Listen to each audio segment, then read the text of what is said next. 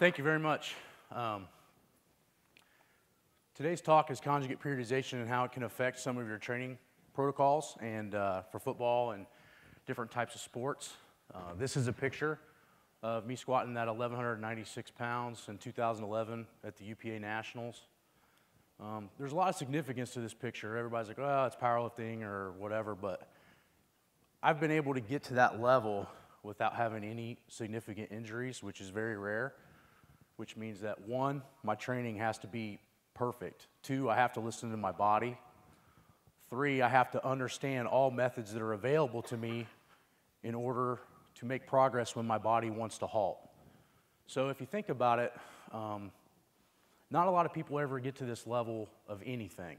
And when you get up to this point, like she was saying, me squatting 900 when I was 24, it took me almost another 10 years to put on another 200 and some odd pounds. So it obviously takes a lot of diligence and a lot of practice and a lot of patience to be able to do those types of things and get up to that type of level without any injury.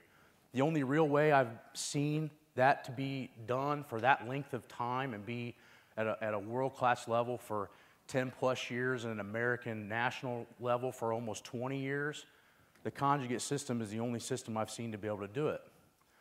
Now, we'll get into today a little bit about how do you apply this to all different types of people, because I was in the same boat that some of you might be in. Well, it works for powerlifting. The Soviets have found out it worked for Olympic lifting. But does it work for football? Does it work for swimming? Well, I'm up here to tell you that it does, because I set off with the same questions in mind when I was starting to train athletes at Ball State, doing internships at various performance centers and universities where I was allowed to kind of experiment a little bit, and then have my own performance center, which is really nice because most of us get caught in a situation where we work for a college or we work for, a different coaching system, and we have limitations as to what we can practice due to time constraints or, different coaches' philosophies. I don't have that. So when I go and work with the Rangers, I sit down and tell them straight up, this is how I'm going to do things. If you don't like it, you need to hire somebody else, which gets stressful at times, and it makes you think, well, I'm either going to get this job or I'm not, but I don't want to set myself in a position where I can't stand up here today and say that this system has worked for multiple populations. So we've done it with Army. I've done it with my NFL guys when they come in the off season, when they're getting ready for pro days, whatever it may be, 55-year-old firemen. The key is not the system as much as where you start. So education, just a brief overview. Bachelor of Science in '03 in exercise phys when Dr. Kramer and Craig and Pearson, I believe, are still there. Dr. Newton was there guiding me into my master's program in sports biomechanics. We were able to do a lot of cool things back there because they knew I had a lot of applied knowledge, because at the college level, I was already a very good lifter. I had the American record in the squat at 775. But I used a lot of different kind of training modalities, had chains and bands and stuff like that that we were playing with that I was bringing back from Westside Barbell, Columbus, Ohio. I would drive. Friday, I would get done working with my athletes at Ball State, whether it be football or swimming or soccer. And then my own endeavors would send me to Columbus, Ohio, which was a 2.5-hour drive. And I would work out at Westside Barbell with a lot of the strongest guys in the world at that time. I would squat with them in the Friday afternoons, and then I would get up in the morning, bench press with them, and drive home and be ready for the next work day. So that was the core of my training for, gosh, almost like 7 or 8 years. But we were able to come back, and I would tell Dr. Newton all these cool things that we were using, these chains and bands and weird bars and all these different things. And I was like, it's really making me stronger. And he's like, well, there's got to be a reason for it. We need to study this stuff. So before he left to go back to Edith Cowan University, we were able to play around with that. And then downstairs with Dr. Trappy and Dr. Costal, which if anybody's in here went to school, every book you've ever picked up's had Costal's name in it somewhere. I was able to watch a lot of their single-cell muscle physiology that they were doing with NASA and help them kind of figure out how to train in space. And I was only a grad student at the time, so I didn't get, that much experimentation with it, but it really opened up my mind. So I want to thank the NSCA and those people for doing that kind of stuff. So this is my powerlifting background. We kind of went over that, so I won't really stick on it too much. But like I said, to be able to do those types of things for this long, most people can do one of these things at one point of their life if they're genetically gifted. and then they're going to have to step away from injuries. But somehow I've been able to stay away from the injuries, and a lot of it's this system, and I give it a lot of praise and a lot of publicity because I believe that it works that well as long as you know what you're doing. So with those things in mind, I was able to, sorry, that Ranger insignia didn't come up too good on the background, but this was my first endeavor at applying the conjugate system with a mass population. So in 2007, I get a call from one of the colonels asking me if I would come down and show the Rangers battalion, which was about 750 guys, how to utilize some different weight training. The guys they didn't feel we're very strong, and they wanted me to help them out with it. So I was like, well, this is going to be new to me. I have a good idea of how to apply this conjugate system to powerlifting. Let's see if I can apply it to soldiers. So I get there. We started to notice that one of their major limitations was their maximal strength was super low. So if you've ever been around SF guys, I promise you that most of the time you're going to be more impressed with how far they can run than how much they can lift. Well, with the equipment that they carry now and the type of urban warfare that they have to do, basically being able to run 10 miles does very little. They'd rather be able to sprint for 40 to 100 yards, recover quick, and come back. With that being said, their power output had to come up significantly to do that. The other thing that we saw was that there was a high injury rate, and it came a lot more from different things rather than just getting shot at. So for a lot of you guys that don't have a lot of military experience, most of the guys are getting hurt due to jumping out of planes, coming off equipment in a dead sprint, and then tearing up their backs. Well, we started to see this correlation with they don't have any lower back muscles. So that's why we're having all these problems. So we were able to apply the same kind of thought process, which is what we're going to drill into your head today, of that you need to find your weak points, you need to train those, and that's what makes you better. And we were able to lower the injury rate significantly down at 3rd Battalion for that. So the next step was, it worked for 700 plus Special Forces guys. So I get a call from the same group of people that are now in charge of Fort Carson, Colorado, and they're asking me to implement a Mountain Athlete Warrior program to 4th Brigade, which was 6,400 some odd guys.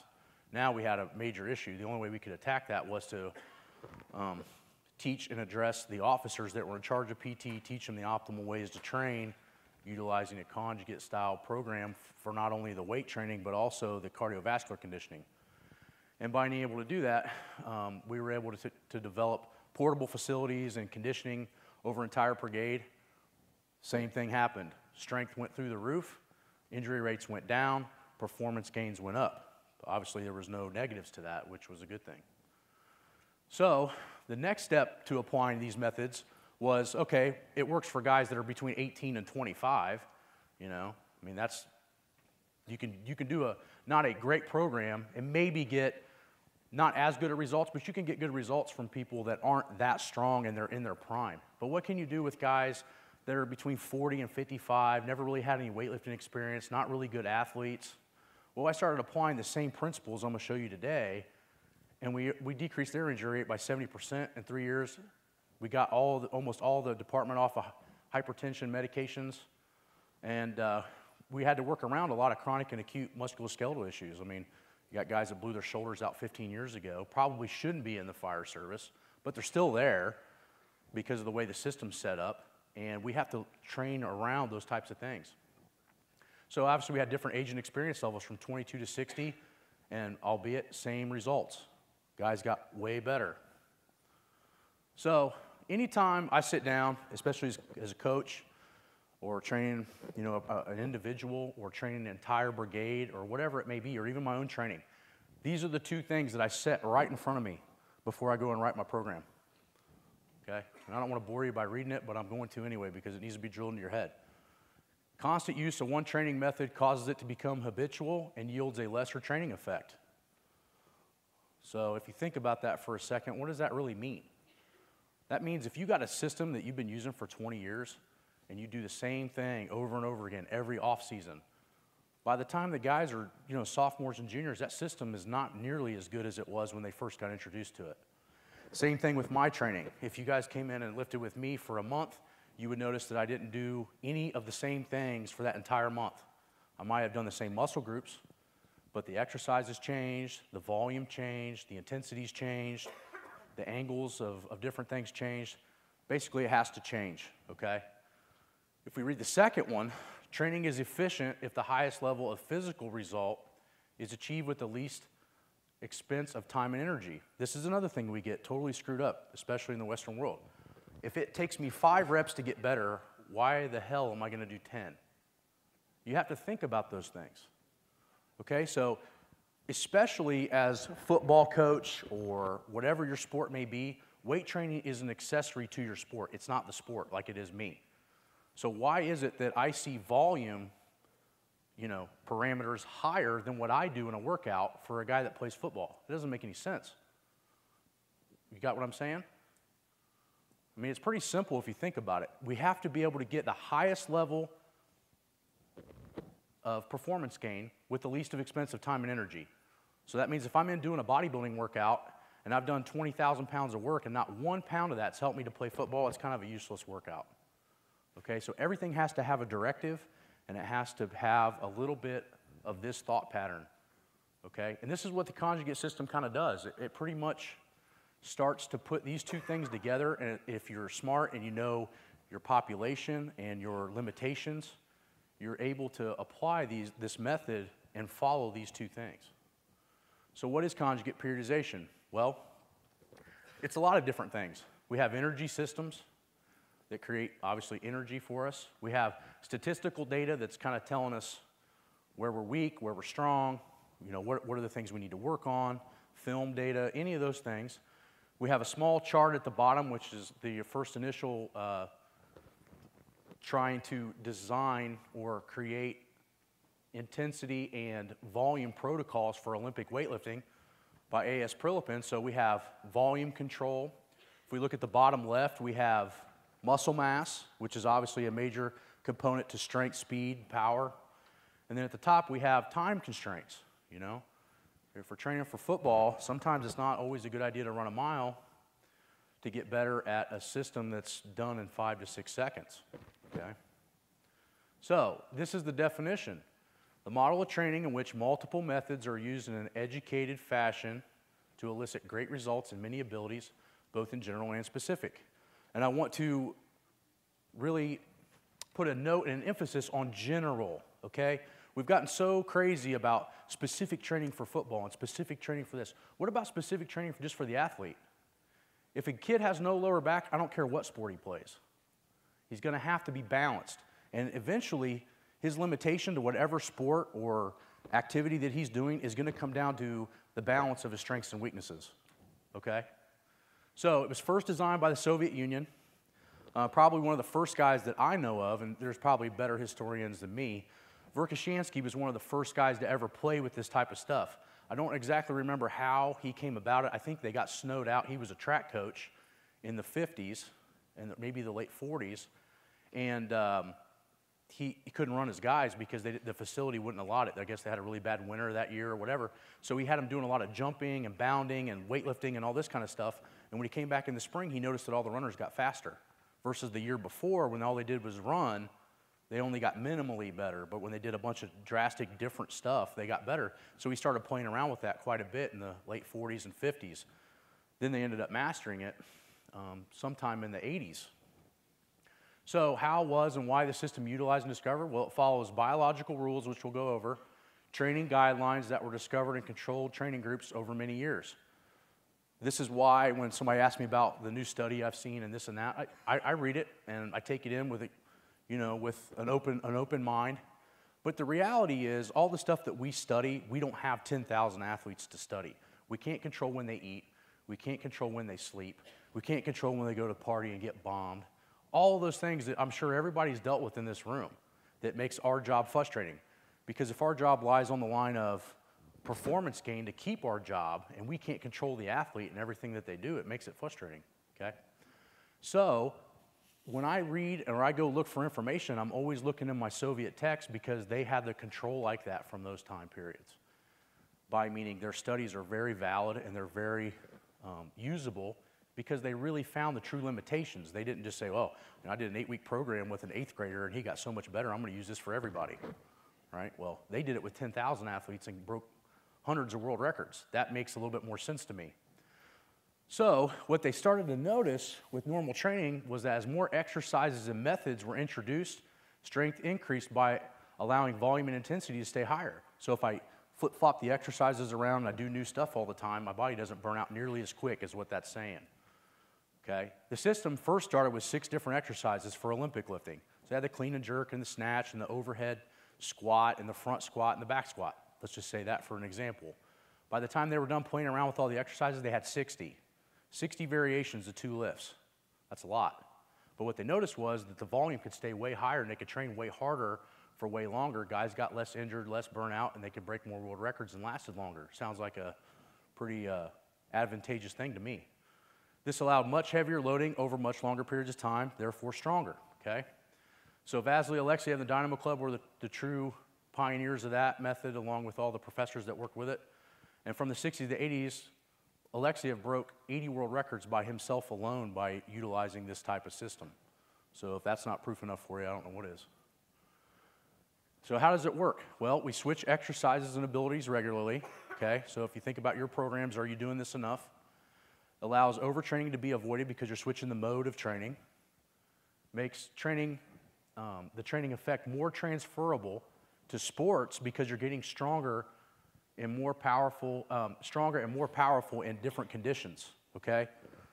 Does a back squat really have a ton of transfer to the football field in general? Yes and no, okay?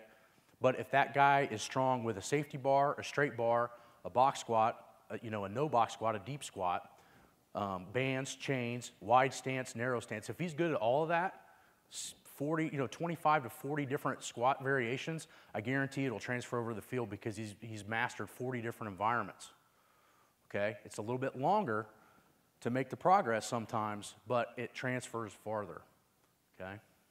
Training with optimal volume and intensities. That's something that we all still have to work on, even me. Allows the body to gain constantly rather than overtrain. Sometimes we do too much volume, sometimes we don't do enough. Sometimes our intensity parameters aren't correct. We're not going heavy enough, or we're not doing speed work correctly. Makes workouts optimal in time and energy output to save for other developments. So obviously we want to get our weight training as efficient as we possibly can, because weight training is only a portion of their abilities that they need to play their sport. So if I'm beating the crap out of them in the gym with doing 10 sets of 10 on squats, and then they got to go to football practice, that probably wasn't a good workout, regardless of how you look at it. Make sense? Okay. So what are some training guidelines? Well, obviously here we got a lot of different situations. The top right, we have, urban warfare, which might require a lot of anaerobic power. They're probably carrying anywhere from 30 to 70 pounds of extra gear. The top left, we have an Olympic lifter. Time parameter on that's not really that important. They're not going to strain on that weight all that long, but balance, coordination, and all those things are going to be at very, very high. Power output's going to be very high, but for a very short period of time. We got Lance Armstrong at the bottom right swinging a 70-pound kettlebell.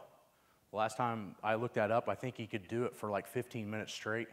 The last time I tried it with my best ranger, the highest we got was 13 and a half minutes, and he was their best runner and also their strongest guy. But it's amazing to me, we got Lance Armstrong swinging kettlebells and he rides a bicycle. I mean, yeah, he kind of uses the same muscles, but for some of us, that's kind of well, why would he do that? Why wouldn't he just ride his bike? Maybe he can't get any better riding his bike all the time. Maybe he's got to use something else. Bottom left, football player running with a 50-pound weight vest upstairs, okay? So we got all these different kind of training things, and they have to follow guidelines in order for us to make progress in the right areas. So guideline 1, biological rules of conjugate system or periodization manipulates. You guys need to memorize these laws, and you need to utilize them in your training, just like all the best in the world do, okay? Doesn't matter what sport it is. The first one is law of accommodation, okay? And what does it say? Basically that if we do the same thing, after a while, it's not going to work anymore. So that's why I switch my workouts weekly. Now, I've done this before where I've taken guys that are very novice, and I can get the same workout to work for about 2 to 3 weeks, and then it falls off. But highly advanced guys, football players and this kind of stuff, 1 week they've mastered the workout, whether it be the order or the exercise or whatever it is. If I change that all the time, then we're in good, okay? Law of specificity, though, is the catch-22 to that law. If it's not specific enough to what you're trying to do, then the transfer is going to be minimal. So what would be a good example of that would be you're not going to take Michael Phelps, one of the best swimmers to ever live, and have him go beat Lance Armstrong in a 20-mile bike race. Even though they're both highly conditioned and they can both do things for long periods of time, swimming is not specific enough to bicycling for it to transfer at a high level. So you always have to think about transfer too. So with those two laws, you kind of have a double-edged sword there. You have to kind of find the middle ground. You got to do things different enough to keep changing and get better, but specific enough to where you see the result in the sport in which you're trying to attain the result. So, training tips. So what else do we need to know? Well, we need to know that everything is based upon weak links, okay? So when I go in and I'm going to do a lower body workout and I'm going to get ready for the next world record that I'm going to break, I'm going to do a big analyzation of my body and what's strong and what's weak. It usually always comes back down to I need more hamstrings and more lower back, not more quadriceps, okay? So you always train your weakest point in order to create less injury, which is why we have our jobs sometimes. And we also increase performance a lot faster if we do train our weak links, okay? So it's kind of a hitting two birds with one stone there. If you're training your weak spots, your mechanics on everything will get better. Because if you're running at high velocity and you don't have any lower back muscles, I guarantee you're running like you don't have any lower back muscles. That's how the body works. People talk to me about, what do you think about posture analysis? That's really easy. I put them under a maximal effort squat with 3 of my experienced spotters, and I watch them fail. And wherever they fail tells me where they're strong and where they're weak. Because when I put somebody into an instinctive state, i.e. maximal effort squatting, guess what they're going to do? They're going to do whatever it takes. Their body is going to round over if they don't have upper or lower back muscles. Their knees are going to shoot forward if they can't use their hips. Well, I guarantee they're doing the same thing when they're running. And how do I know that? I know it from training 750 Rangers, which were some of the best athletes of the Army. Okay? You also need ample recover time and training intensities. So you can't train those muscles too often. So if I go in and do a really heavy squat cycle, I got to wait 72 hours to do speed work. That's just the way it is. Everybody's like, well, what about potentiation and what about this? It doesn't matter. Why? Because I've seen that work for 25 years with the best guys in the world. If you're going to do something super heavy, you got to wait 72 hours to do something super fast. Okay? Proper preparation for increase in volume and intensity. This is the most important factor of all this. GPP. How many people will know what that is? Raise your hand. Okay. How many people think about that every time they write their workout and make sure that it's in their plan the entire year? A lot less hands that time. Right? GPP is the real key. And it's also the Western models of training's crutch to getting better. We don't have the base of the pyramid in order to make the peak. So if I don't have a good base of GPP, I sure as hell am not making any SPP, which is what? Specialized physical preparedness, right? So it sounds crazy, but I have to be in good shape to squat 1,196 pounds, just like a football player has to be in exceptional shape to give 100% of his power, recover it in 30 seconds, and do it all over again, okay? How long does that take? 10 years of 10,000 hours.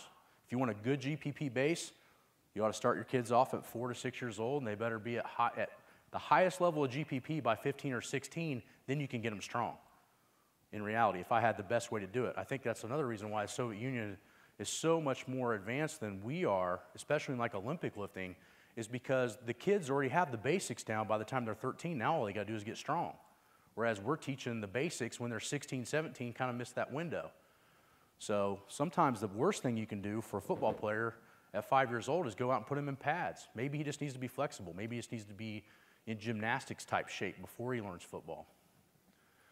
Weak link training. So this theory states an athlete's limitation will always be dictated by their weaknesses. So these are 3 things that I've seen as major weak points for all athletes, all soldiers, doesn't matter who they are. Low back, nobody has a strong enough lower back, not in here. Nobody has strong enough hamstrings, ever, okay? Top sprinters in the foreign books that I've seen, you want to try to have a 1-to-1 quadricep to hamstring ratio. I guarantee you can leg extension more than you can leg curl. I can guarantee it. But you want to get that as close to 1-to-1 as possible. Not only does it save your lower back and help it develop as it should, it protects your knees as well. In general physical preparedness, you know, everybody wants to get big and strong, and then everybody forgets that you need to be fit. I fell into the same crutch in my 20s. I don't need to go walk on the treadmill. I just need to do another heavy squat set. Well, I mean, when I got 27, 28 and I had to get real strong, that was my Achilles heel, was I wasn't in shape enough to recover from the workouts. So volume and intensity control. Sorry that comes up dark. It's just basically an example. The Prilepin chart is not something that we follow directly, but it's a great tool and it's a great starting point to start understanding volume. So if you look at these percentages, which are really hard to see, I hope you can see them in your book a little better. The first column is your percentages. The second column is how many reps. This is the how many reps, and then you have percentages, okay? And then how many per workout.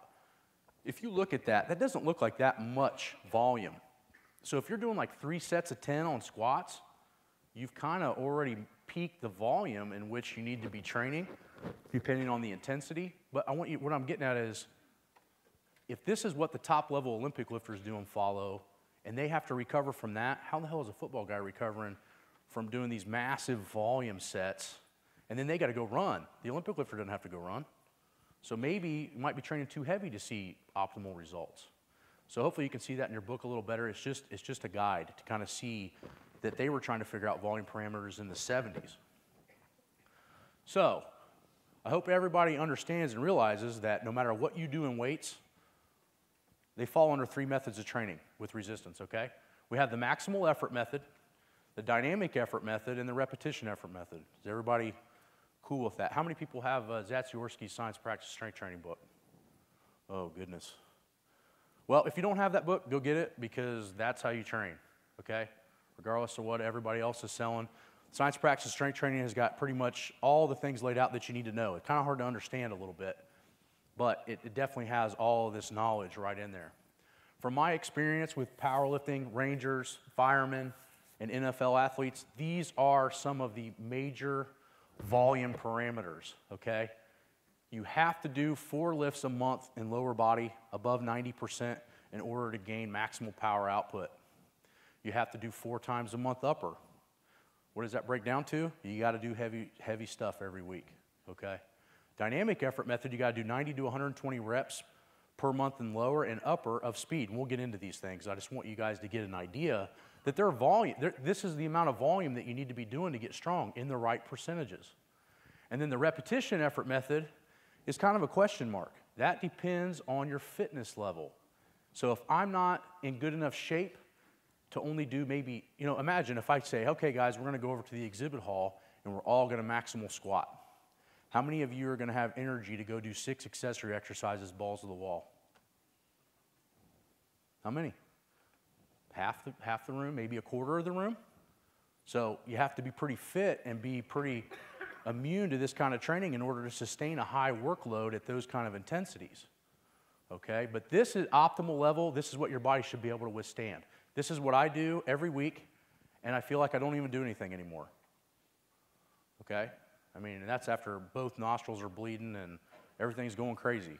But I walk out 4 hours later, I'm a little tired, but it's no big deal. But when I was 22, I was wrecked for 2 weeks. I couldn't do 4 times a month lower maximal effort method. It took me quite a few years to build that up. But I also got to remember, too, that when I bring in Trevor Scott or a couple of the guys that I got to play for the Patriots and the Raiders, I come in and do this kind of training to them, they recover from it immediately. Why? They're just better athletes than I am. And they're not quite as strong, so the intensity level is not nearly as high. If I go in and you tell me, Matt, you need to maximally strain, I'm going to grab the bar and I'm going to blow something off the bone because my body doesn't have a shutoff valve.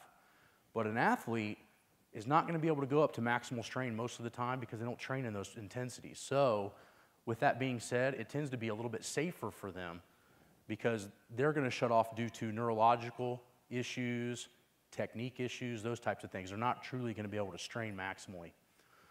So the repetition effort method is developing all of your muscle mass, but it's dependent on your fitness level, okay? So we're going to break this down. So the maximal effort method, if you look at the top left, everybody's seen this equation from their, physics classes and their science classes, but how many are really applying it? It's pretty simple, and it's almost a really simplistic, maybe too simplistic of an idea, but you get the idea. Force equals M times A. So when we're doing maximal effort training, we're working the M of the force equation. So if it's one whole side of the force equation, it sounds like it needs to be pretty important in our training, okay? I know a lot of people in here are scared to max their guys every week, but I've done it for years and years and years, and I'm still here, still doing good, okay? So it's training with weights above 90%. What's it important for? Muscular coordination. That sounds important for sports, both internally and externally. Can I control my body under a maximal strain? Can I control something else, an external stimulus in strain? Brings about the greatest gains in strength. So we're talking about wasting time doing sets of 8 and 10. Well, if maximal effort brings about the greatest gains in strength, what's our weakness for most of our athletes? Strength.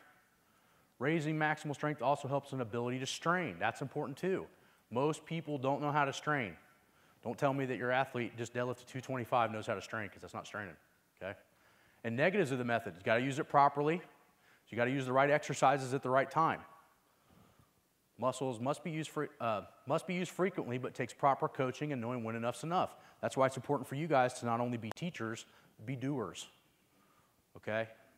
Nothing irks me more than somebody coming up to me looking like they've never lifted weights trying to tell me about something about lifting weights, you know, and that's just the meathead in me.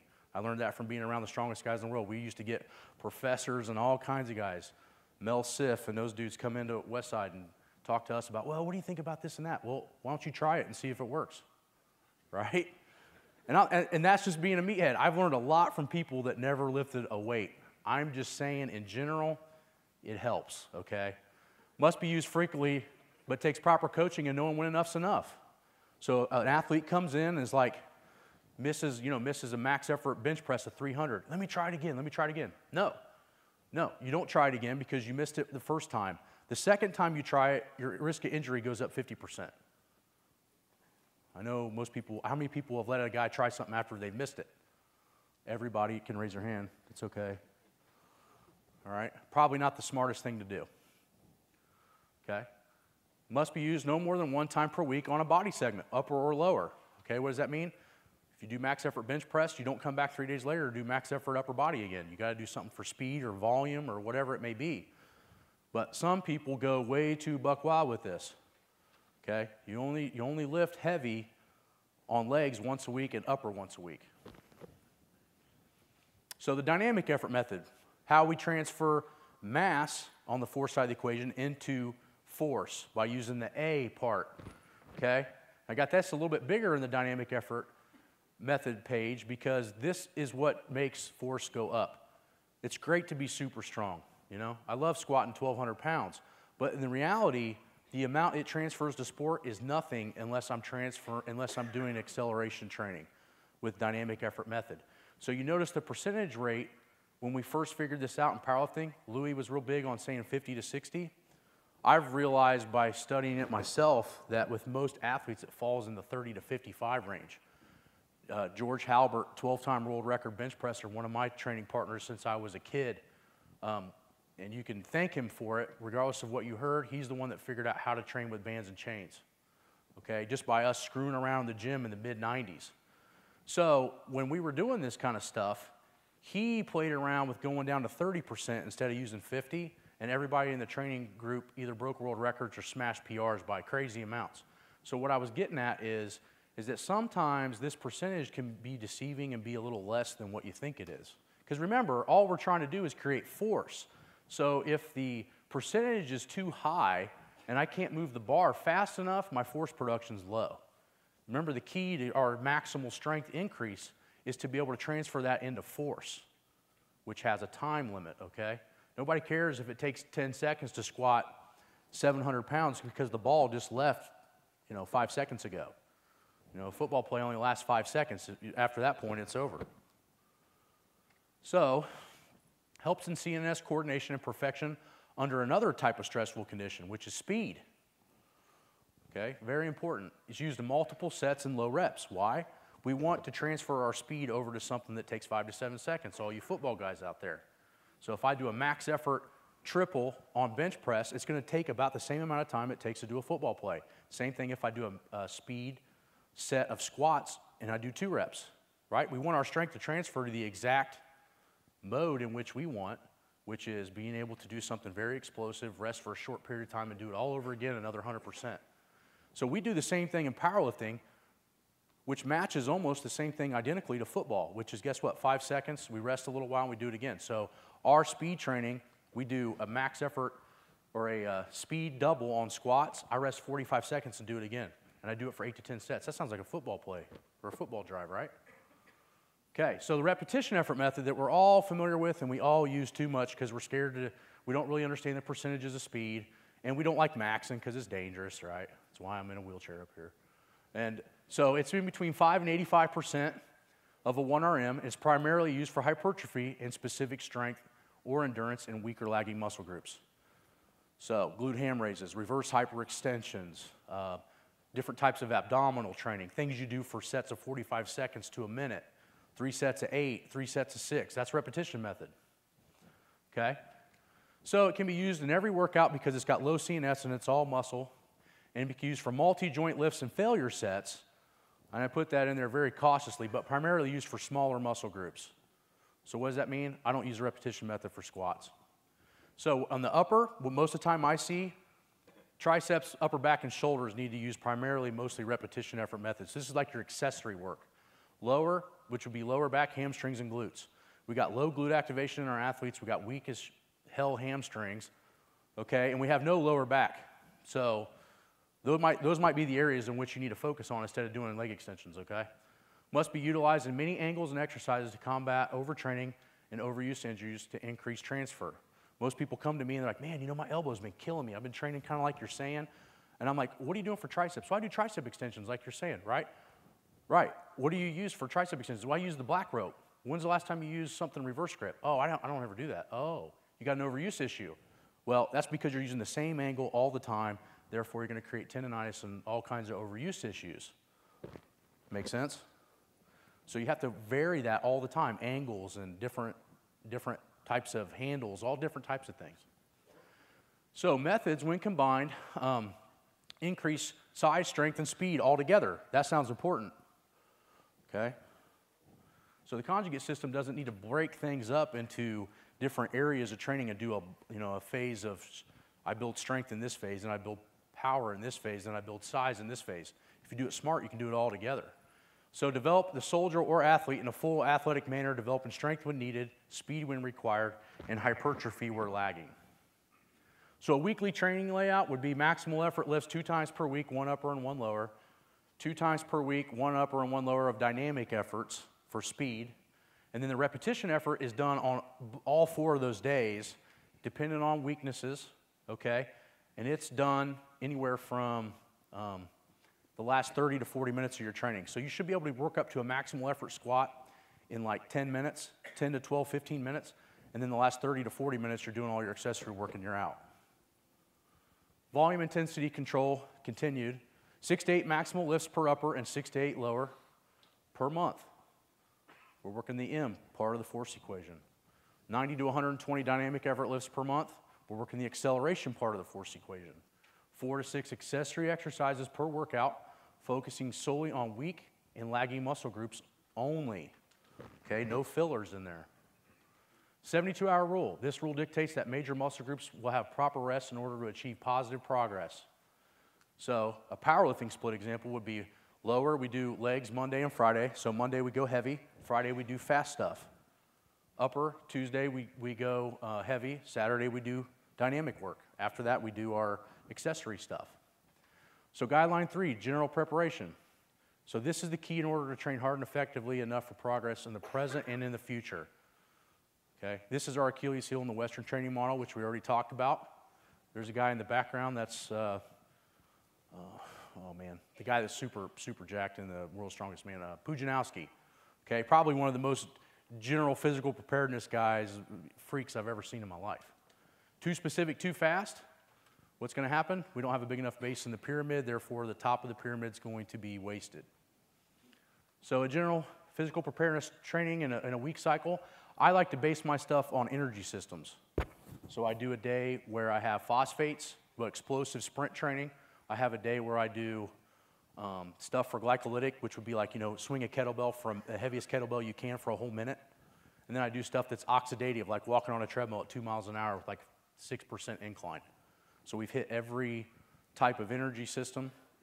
in order to make sure that the fitness level is generalized enough, and then we change that depending on what the sport is. So obviously, the phosphate and the anaerobic abilities would be much more important for a sport like football, but the oxidative property also allows us to recover. So not one is more important than the other.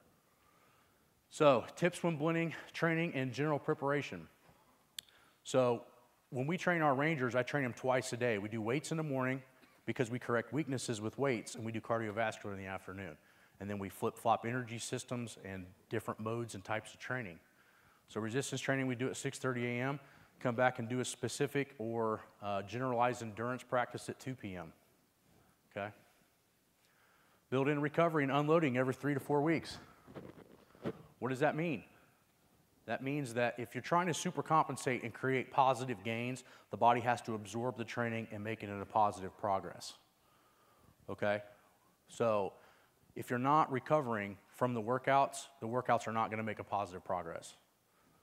All right, this is something that I actually learned from a really good lifter down south, and he would tell me, probably one of the most muscular lifters I've ever seen, and he would tell me that he would train as hard as he could for 3 weeks. He would take a whole week down and let all that training absorb, and then he could start over the next week and be back to almost 100% to knock it back down again.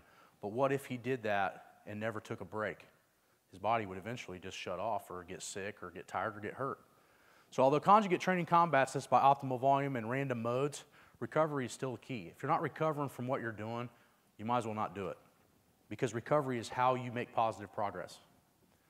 So everybody's seen this Clavora chart, but it's kind of a simplified way to do it. But if you always set that in front of you when you're thinking about your training, it kind of keeps you grounded, okay? You're going to have to knock your body down in order for it to build itself back up stronger, but obviously we have too much, too little, and just right. We're always looking for the just right, okay? So too much, too little training, too little rest, it does not achieve desired results. So the complication is blending strength, endurance, agility, speed work, and sports tasks. To blend all these into workouts takes experience, time, and patience. Each person is individual in their needs, abilities, and assigned tasks. So this is a review. It's a blend of multiple exercises and methods and energy systems. And it follows biological rules, recovery times to optimize progress, and is based on individual weaknesses. I gave you a sample kind of idea of what we do with the Army, just to give you an idea at the highest level of how I broke everything down. We actually got a couple of guys to win like Best Ranger stuff with doing this exact layout. So it's pretty functional. And then I left you guys some text that I think that would be very, very beneficial that you have in your library and that you pick up and read if you haven't already read them before.